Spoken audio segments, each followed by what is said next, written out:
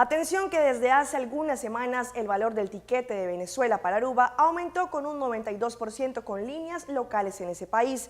Esto según el análisis que realizaron la Asociación Venezolana de Agencias de Viajes y Turismo, indicando que este aumento se debe a diferentes factores. Aunque hay algunas aerolíneas locales que no se han visto afectadas con esta medida, las que operan nacional e internacionalmente en Venezuela sí han sentido las consecuencias. La tarifa para viajar para Aruba desde Venezuela de las aerolíneas venezolanas aumentó con un 92%.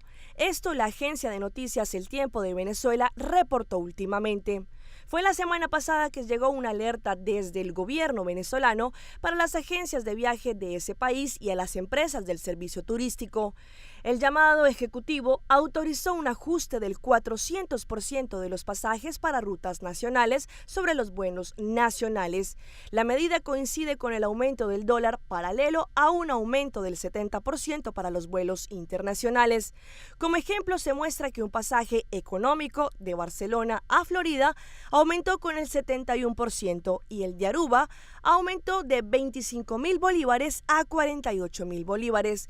Esto se divide a un aumento del 92%. Al mismo tiempo, el presidente de Asociación Venezolana de Agencias de Viajes y Turismo, Pietro Casella, aseguró que la venta de los vuelos internacionales se redujo con un 90% para Europa y 50 a 70% para Estados Unidos, aunque este aumento solo afecta a las aerolíneas venezolanas, más no, por ejemplo, las de Aruba, que sí continúan manteniendo el valor de sus precios.